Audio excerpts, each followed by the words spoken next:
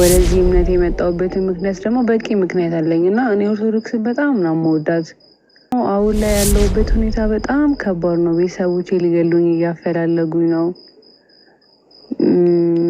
በጣም ከባድ ሁኔታ ውስጥ ነው ያለሁት። ከነሱ ስር ተደብቄ በዚህ አካውንት ማንም አያውቀኝም። ይሄን የመጀመሪያ አካውንት ናትቼ ይሄንን የከፈትኩት ማንም ሰው ምንም ተከታይ ራሱ የለኝም። ይሄንን በዚህ በቀን እስኪ ያለውን ነገር አስረጅኝ። ማለት የአዳማ ልጅ ነኝ። ወደዚህ እምነት የመጣሁበትን ምክንያት ደግሞ በቂ ምክንያት አለኝ እና እኔ ኦርቶዶክስ በጣም ነው የምወዳት እና አሁንም ቢሆን ተጠምቄያለሁ፣ ክርስትና ተነስቻለሁ እና ግን ደግሞ አሁን ላይ ያለሁበት ሁኔታ በጣም ከባድ ነው። ቤተሰቦቼ ሊገሉኝ እያፈላለጉኝ ነው። በጣም ከባድ ሁኔታ ውስጥ ነው ያለሁት። ከነሱ ስር ተደብቄ ማለት በጣም በቤቱ በጣም ብዙ ወንድም እህት እና በአባቴም ደግሞ በጣም ሼኪ ነው እና አባቴ በእነሱ በጣም ማን ተደብቄ ነው ያለሁት። አሁንም ቢሆን በአይን የምታዋወቃት ጓደኛ ነበረችኝ። እሷ ጋር ነው የመጣሁት እና ምንም ያለ ስራ ምናምን በቃ በጣም ያለሁበት ሁኔታ ከባድ ነው። ጌታን ከምነግራችሁ በላይ ነው። ቤተሰቦቼ ቢያገኙኝ ሊገሉ የሚፈልጉ ልጅ ነኝ እና በቃ አዩኝ አላዩኝ የት እንደሆኑ አወኩኝ። ይሄ ሲም ራሱ ማንም ሰው አያውቀውም። ከዛ ከአዳማ ወጥቼ ከአዳማ ስመጣ ሌላ ሲም ነበረ የምጠቀመው እና እሱን ሁላ እስከመጣ ሌላ አካውንት እስክዘጋ ድረስ ምናምን ነበረ ያለሁበት ሁኔታ በጣም ከባድ ነው። ጌታ እኔ እንዴት እንደምነግሯችሁ ራሱ አላውቅም እና ማለት አሁን እንደዚህ ከቤት ያኔ ስወጣም የዚህ ፈተና የሚደርስብኝ አልመሰለኝም ነበረ። አሁን ላይ ግን ያለሁበት ሁኔታ ለእኔ ከምነግራችሁ በላይ በጣም ከባድ ሁኔታ ውስጥ ነው ያለሁት።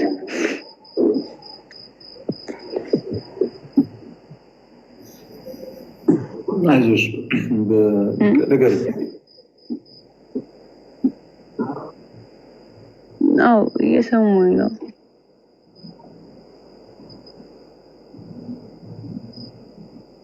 አዎ እኮ አሁን እዚህ ማለት ጅጅጋ አይደለሁም ሌላ ቦታ ነው ያለሁት እና መናገርም እችላለሁ። ያለሁበትን ቦታ ተናገሪ ካላችሁ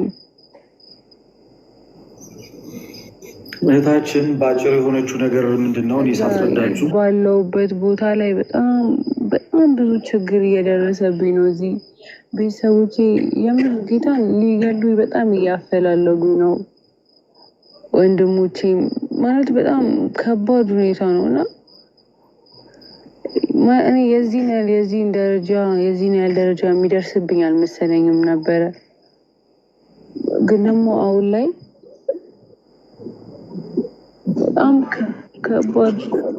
በጣም ከባድ እኔ ኦርቶዶክስ መሆንም ማለት እኔ እንደዚህ ይሄን ሁሉ ስቃዩ ላይ የደረሰብኝ ኦርቶዶክስ በመሆኔ በጣም ደስተኛ ነኝ።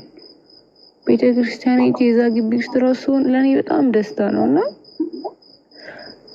ግን ሰው ልጅ ነኝ። ይሄን ሁሉ ችግር ለመቋቋም እየሞከርኩኝ ነው ማለት እዚህ ማንንም የመጣሁበት ቦታ አንድ ሰው ማቃት እሷ ልጅ ናት እና የሰው ልጅ ምንም ቢሆን እኔ እሷን በአይን ነው እንጂ ማቃት የዚህን ያህል መቀራረባት ሰው ራሱ አይደለችም።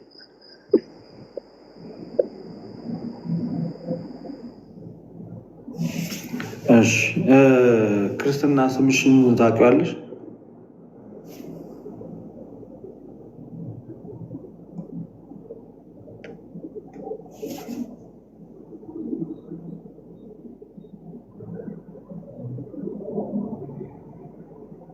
ይሰማሻል? አይ ቲንክ ኔትወርክ በጣም እያስቸገራት ይመስለኛል።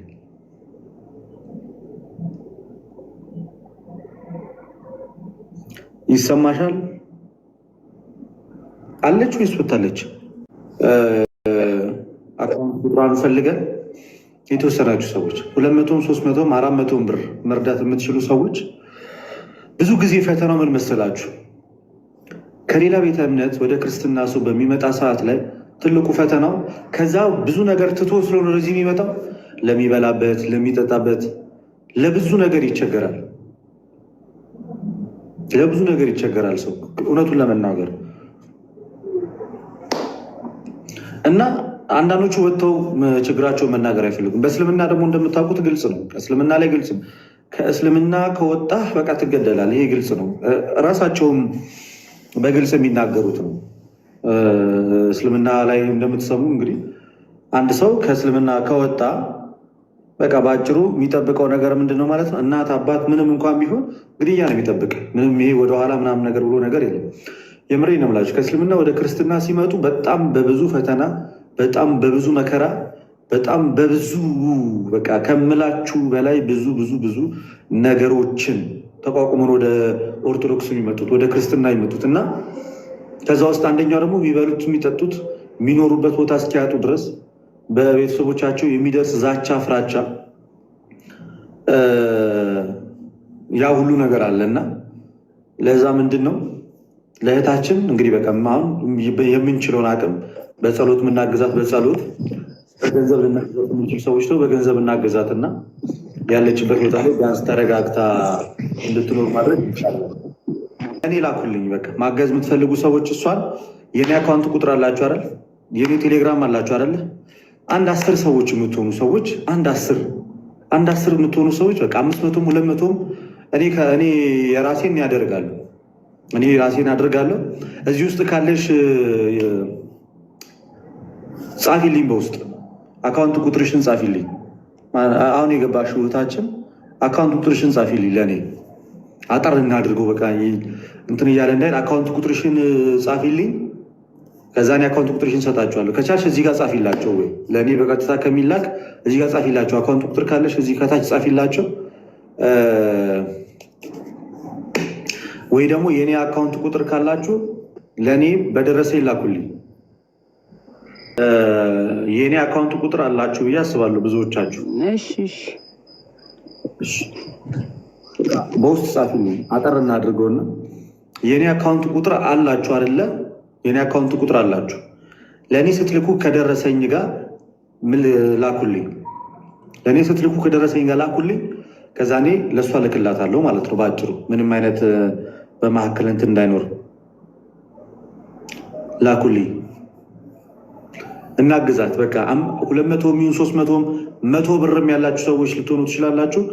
እንደዚህ በጣም አስቸጋሪ ነው። ሰው ከእስልምና ወደ ክርስትና ሲመጣ ከእናት አባቱ ስለሚለይ እናት አባቱም በቃ ወደ ከነሱ ጋር ምንም አይነት ንክኪ መኖር ምንም ስለማይችል ቢያገኟቸው ስለሚገሏቸው በአጭሩ እኛ ልናግዛቸው ልንረዳቸው የምንችለው እኛ ልናቋቁማቸው ይገባል። አሁን እቺ ልጅ ወይ ተማሪ ናት በቃ ወይ ምንም የማታውቅ ልጅ ናት። በጣም ባይረባት ባይቸግራት እንደዚህ ፊት ለፊት መጣ አትጠይቅም። እና እባካችሁ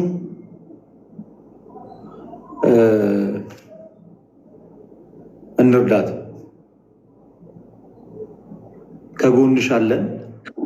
ወይ ድረትዬ ድንገት ኔትወርኳ ሊሆን ስለሚችል እኔም ስለመፈልጋት እኔን የምታውቁ ሰዎች በውስጥ መርዳት እንፈልጋለን፣ በጣም ሰፖርት ማድረግ እንፈልጋለን የምትሉ 4 ሰዎች ስላላችሁ እኔንም ኮንታክት ታርገኝ።